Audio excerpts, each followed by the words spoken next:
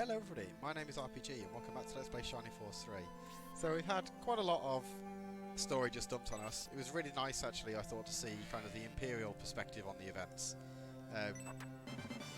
50 gold coins, that's quite nice. Especially for this stage of the game where we've got no money at all.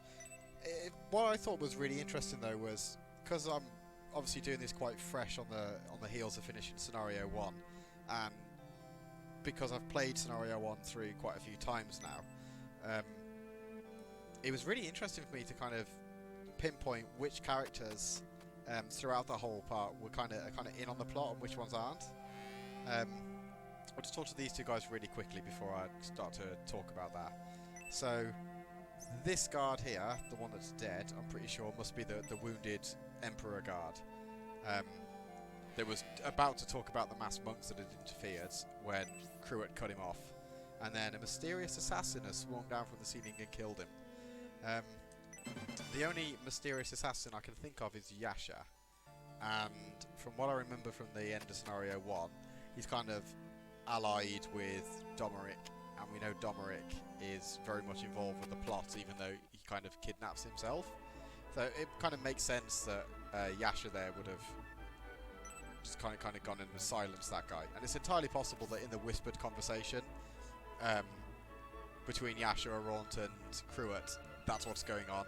So we know that Araunt, in the grand scheme of things, is in on this. I've never noticed this here before, actually. Ah, this is the headquarters.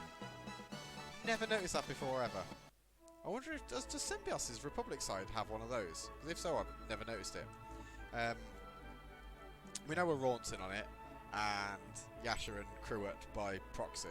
We know Cruet's in on it now because although he doesn't turn up very much in Scenario 1, if he even turns up at all off the top of my head other than being mentioned, seeing him sneak into the Governor's mansion through some sort of hidden exit or entrance, and the fact that he was speaking to High Priest Fial kind of solidifies his involvement. So we know he's involved. And he was over here somewhere, I think, in the wall there. Not that, there's no like weird texture in, I don't think. So actually, I can kind of see a door, I think, but I'm not sure if it's just the way it's put together in blocks. I think it's just the way it's tiled. I got really excited then briefly. But we know that Cruet's involved. Interesting to see we're getting Dusty Village name dropped already as well. I think we'll get to go there this scenario. It's definitely either Scenario 2 or Scenario 3. I think it's this one that we get to go to. Obviously we met Shiraf. And by met, I mean killed. That's a shame, I got really excited then when I thought there was going to be something in the barrel. We met and killed him on the train. At the very end of Chapter 2 of Scenario 1. So we might get to see a little bit more of his backstory this time around. Who else was just mentioned? So Garzel obviously goes off to fight General Edmund, and we know that kind of the main outcome from that is Edmund and Garzel collude together to stop Symbios and Benetram quite a bit later on from here, but we know that that's the beginning of that. Spooky, there's a Bullseye Monk's mask in this little kid's house. So clearly this entire family are Bullseye spies and they all need to be killed. But I think Median is not quite lawfully. Actually, I'm not even sure that would really qualify as lawful evil. It's more like neutral evil, maybe chaotic good, true neutral, who knows. Either way, he's not really down for murdering a load of bystanders. And I'm not entirely sure that, Campbell would let him either. One thing that I do quite like, actually, it's kind of fresh in my head while I'm thinking about it, it's neat to see what Median's dialogue lines are. Sorry, not Median's, what Symbios's dialogue lines are in their interactions now that Median has mysteriously become a mute. And that's a theme, as we'll see. Spoilers, Julian is the kind of hero for Scenario 3, which I'm sure you probably would possibly have seen coming at this point anyway. But he's quite chatty throughout Scenario 1, but as soon as he's a protagonist, I'm pretty sure, again, his dialogue lines suddenly become just dot dot dot dot dot. It's kind of just a running thing. So So they're kind of the reception. Medion's got is relatively lukewarm from kind of his guards. Generally positive or helpful information from the townsfolk. What we're going to do after we finish combing the Imperial district is we're going to have a quick little tootle around in the central part. And then we're going to go over to the Republic district and have a quick chat to some of the people over there. It's worth noting that any items that you picked up in Scenario 1 stay picked up here. Because like obviously in the timeline for events, Symbios and his army fought the monks during the explosions. Pretty much immediately got back to their camp, met with Benatram, kind of uncovered that there was an imposter and immediately fled the city, kind of deploying their generals to go and try and cover their escape. So we know that Edmund is one of the first ones to go, and obviously Garzel has engaged him, and that was discussed while Medium was still back in his encampment. So they've obviously escaped, they've got out of Saraband, and they're probably at Balsamo by now. If not, already moving up into, I think it's Dwarf Valley, and then they start heading over towards the railway. No, yeah, they head to Railhead. Yeah, Railhead is the next place we actually meet Prince Median. But they'll pass through Balsamo into Dwarf Valley, and they're going to be a little ways ahead of us. I say a little ways, quite a lot ahead of us. So I'm sure us faffing around talking to everybody in this town is certainly going to help with that. But there's a few things here that we can pick up that, or rather that we can read, that we absolutely did not have the opportunity to have learned before. I don't think that note, the bookcase, about being able to speak to people on the battlefield is something that gets told to you on the Symbios side, and that's particularly useful because off the top of my head I can think of one, I mean there's probably more, but I can think of definitely one really important character to talk to in a battle in Median side even. I've got to get used to saying Median rather than Median. I'm pretty sure that's how it should be pronounced. There's a character you can talk to in a fight. Whether or not you talk to the character actually has a relatively big well, I say relatively big. You get one. It's two characters. You get one or the other, basically. One is they're both quite useful. They got very different kind of applications though. I've kind of already decided which character I want. There's a couple of parts throughout the game where you get the choice of one or two characters based on your actions. We've already made one of those decisions by saving Garrosh way back at the start of Scenario 1. So Garrosh, if you've forgotten, which will be entirely understandable at this point, was the blue-haired archer guy that we spoke to and sent off to go and inform Governor Garvin that the Symbios army and King Benatram weren't evil or hadn't done anything wrong, and it was all the ploy of the Bullzone monks. Now, at the time, that seems really, really useful, and casting our minds back slightly further than that as well, Brutus, the guy with the absolutely bizarre head that looks like he's been hit over the head one too many times, also offers to stay behind and talk to General Governor Garvin and kind of mediate the situation. Now, as Symbios, we never hear from those characters ever again. Brutus, like, literally never comes up again. The only time he's even mentioned is in Chapter 4, when his army are getting quite antsy about not having food or resources or something along those lines, and they kind of sack Storich, I think it is. Like, Brutus is mentioned that it's his territory, but he himself is not, which leads me to believe that he's absent still in Saraband, perhaps. But we never hear from Garrosh again. Thinking about it now, though, I feel like actually sending Garrosh back there, I mean, it gets us him as a character later on in Scenario 2, as opposed to a different character that I'll talk about when we get there, but it'll be quite a ways from now. Actually has no impact if you think about it, Because at the time, it seems like a great idea. We're going to send this guy back. He's going to explain the situation to Governor Garvin. But we kind of picked up at this point that Governor Garvin's in on the plot. So sending someone back to go, oh, it definitely wasn't the Symbios army, it was the Bullseye monks. Governor Garvin's not going to care. So Brutus and Garrosh are going to have no impact. I mean, I am technically in need of a healer, but I get... let's say yeah. Oh, what an absolute anus. That's why I was considering saying no. The reason I need a healer actually is I'm pretty sure Medion's still poisoned. Easy way to check that when I'm not getting stuck on that woman. Yeah, he is still poisoned. We'll have to try and sort that out before we go to battle, and he dies a horrible, slow, poisony death. Is being a monk dangerous? Well, I mean, if you're a mass monk, maybe, because it means you're probably going to get killed by a protagonist. But I mean, aside from that, you're probably good. So what have we found so far? We've got a Protect Bracer, a Power Wine, and a Medical Herb. While I'm here, let's equip that Protect Bracer on Midian. Oh no, it's an accessory, isn't it? That's the one.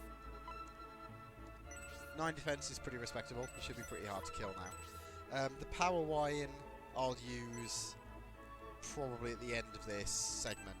I forgot to use a health bread that Synthesis has picked up. So what I'll probably do is, once we're out of this fluff section and we start the second battle, I'll aggress out of the battle, use both of the stat items, and then go back in and just resume from there. So as I mentioned, I'm pretty sure I mentioned, a lot of the items that we picked up, or all the items we picked up, are actually just gone here. Symbios has collected them long before we had the opportunity to go here, so I'm not going to bother searching every house and every box, but I will take the time to still talk to some of the characters. I absolutely intend to head to the front with an army of just me and Campbell, because, speaking from experience, I'm pretty sure I'll only need Median and Campbell to, you know, succeed. If you cast your minds back to... I think it's chapter 6 of scenario 1, when we sent Symbios and Dantares into an obvious trap to go and kind of buy time for the force to arrive, and they'd pretty much dealt with the entire battle by the time anyone else showed up. So I think we'll be fine. Possibly being a bit optimistic with, you know, level 1 characters, but I like to be brave. So I'm going to talk to this guy here because I believe he's a recruitable character. From what I understand, you have to talk to him in scenario 1 for him to be recruitable. And he's recruitable a fair bit later in the game. But I figured I'd talk to him there while he's there, just in case that, you know, on the off chance that I don't talk to him here and that misses the trigger for it. I don't know if he's a particularly good character. I don't know if I'll even use him, to be brutally honest, but I'm trying to pick up everybody that I possibly can. I didn't miss anybody in scenario 1. I don't think I've missed any triggers for anything in scenario 2 off the top of my head. But we'll see.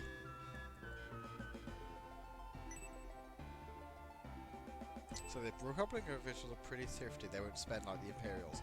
Well, to be fair, we do know that that's very likely because I get absolutely distracted by this barmaid's dialogue. I'm really, really bad at reading and talking at the same time. But we know that's because the financial state of the Republic is in like, it's in really, really bad, it's in a bad situation. I'm going to very quickly mention this fountain because I don't remember this fountain from when I was here in scenario 1. I could be wrong, but I'm pretty sure like when we did the battle with Symbios, we started here, the monks were over here, and I don't remember the fountain. Or maybe it's the trees I don't remember. Either way, I don't remember it. But I might have to go back after this and like really quickly rewatch those first couple of episodes just to see if it was there or not. So I'm actually going to use a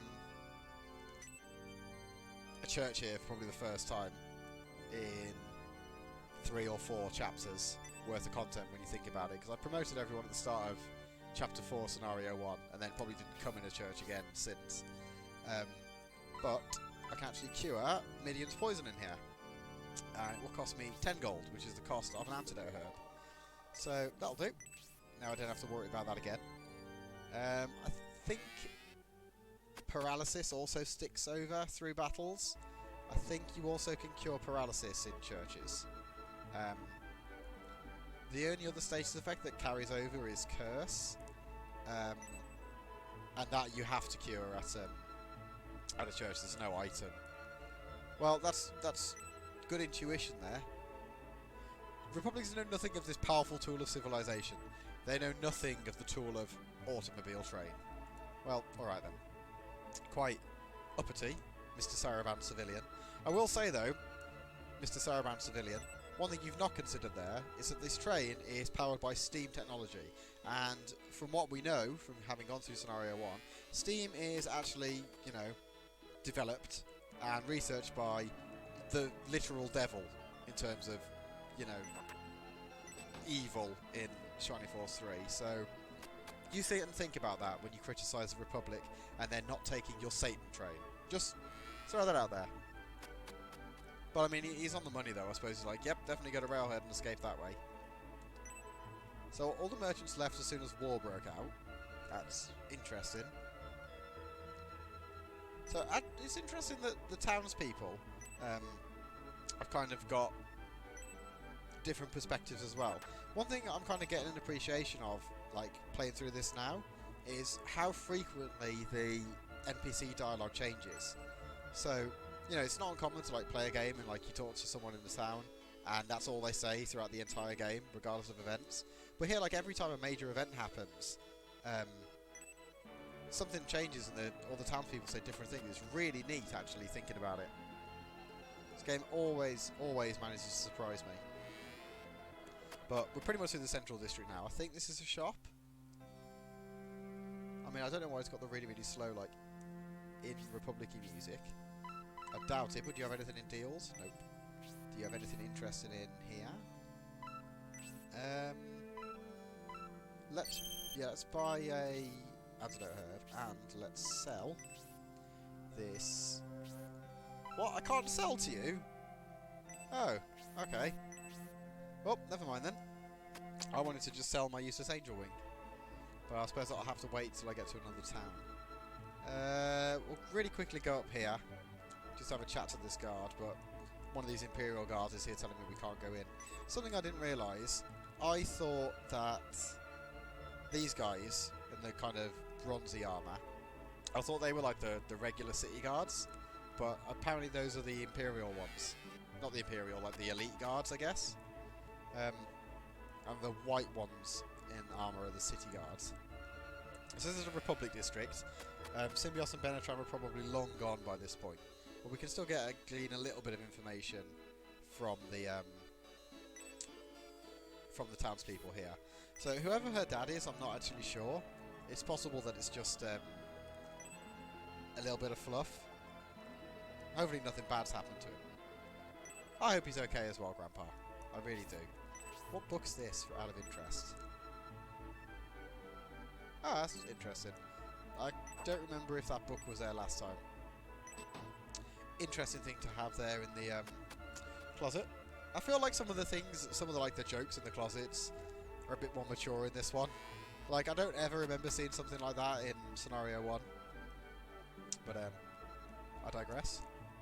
This one say anything interesting? I feel like these books are different. At the very least, I don't remember that book. Like anything talking about neutral cities. Oh, so, okay, so this is... Symbios must have reached Balsamer by now. If we're mentioning that the Saraband army got deployed, and then the Republic wiped the floor with them. So, yeah, Symbios definitely must have reached Balsamer by now. So, if we're chasing him, we've got a fair bit of catching up to do by the sounds of it.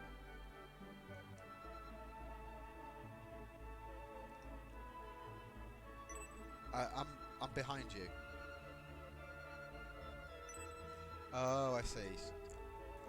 Oh, so I guess it was pretending that I hadn't noticed I was behind her or something. Yeah, I'm Prince Median.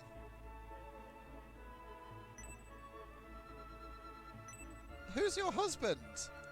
I feel so bad that your husband's dead.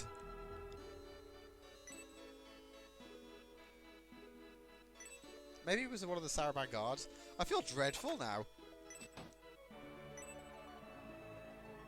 Actually, no. I'm going to headcanon it that her poor husband that's passed away is one of those guards that High Priest Fial like shrunk down to nothing. Maybe. Yeah, that'll do. That Symbiote ain't a bad guy. I can't have that. I can't have all my mood ruined immediately. No, I've not come to attack you. I'm just here to have a little walk around. Chill.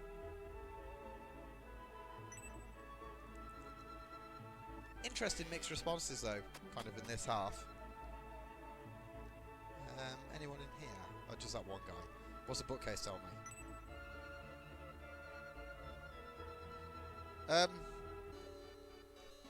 I disregard, or not disregard, disagree with the book title there. That's not fighting styles for the weak, mate. That's fighting styles for the sensible. I'm just throwing that out there. Oh, interesting. Empire refugees. See, Medion's a good guy. If he was one of the bad princes, or one of the bad Imperials, he would have just been like, nah, mate, you go to jail now. Yeah, definitely nobody wins by fighting. This is the flower lady. I don't think we could buy flowers from her. Yeah, I suspect we're not able to buy flowers from her. Did we go in that? Yeah, we must have gone in that house. Yes, it is kind of a shame that this kind of peaceful, neutral territory winds up at the middle. Actually, I say it's kind of a shame. Like, it's relatively clear at this point. Although, I mean, I don't think the characters are going to pick up on this. And the only reason we're picking up on it really is foresight from having played through Scenario 1. We know that, like, Governor Garvin's done this. So it's like, it's not unfortunate at all. Like, it's entirely his fault. Harness the Power of Evil, the title of this book. Interesting. I don't think we'll be doing any of that. I guess... Oh, I still haven't spoken to his mum. I guess his dad's a famous engineer. I think there was one of these big white houses in the Imperial District as well. But thinking about how they're both laid out, I don't think... Actually, maybe they are copy-pasted and I've just never noticed. Like, there's a big white house at the end. Curves around. Nah, it's definitely not copy-pasted. It's just similar. I think this is the last bit. And then we're kind of good to see where we're going. Ah, so we've got to mention here that we've saved Garrosh. So presumably if we let him die, the dialogue here would be very different. I think that's his wife or his fiancée, maybe? I feel bad for all these poor Saraband guys, all the carefree ones.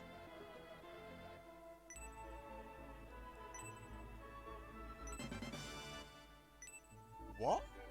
Okay, that's really cool. Didn't know I could get that. I think that's the one that gives defense and luck. Either way, I'll probably put that on... Or maybe I'll put that on Median and give the Protect Bracer to Synthesis.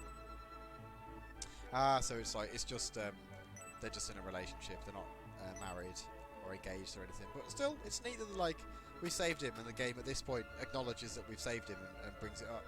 So the last place to look really is the Republican kind of like house, for want of a better word. But yeah, it's empty. I figured it probably would be. There's a bookcase in here. I can't remember if there's one upstairs. We'll have a quick check to see if it's anything new. I think this one mentioned like fighting styles or maybe, or like stuff. Yeah, just like generic battle advice. So let's have a very quick check and see if we've got anything neat upstairs. I doubt there's anyone up here, but if there's a bookcase, maybe we'll have something to read. Doesn't look like it, so I think... Is that an open chest? Yeah. So with that, I think we're pretty much done combing, you know, this entire city. It's been quite long, as Fluff episodes go, but if I remember rightly, thinking back to Scenario 1, the Saraband Fluff episode is kind of the biggest there as well, because you've got like 3 towns worth of NPCs and buildings and stuff kind of all packed into one map. It's really neat though, like as a kind of way to start off. Like, here's this huge town full of life and flavour, and all the people have kind of different things to say as you go through. So we're gonna tootle off out now, I think. For a second then I thought I was stuck in a cutscene. What I think I will do is... good timing. I think I will leave this here, and then kind of the cutscenes after this and kind of the start of the next battle, I'll have that as its own separate video. So for those of you that don't really watch the Fluff episodes or like to see all the NPC dialogue, you won't have missed anything. So with that out of the way, thank you very much for watching, and I hope to see you next time.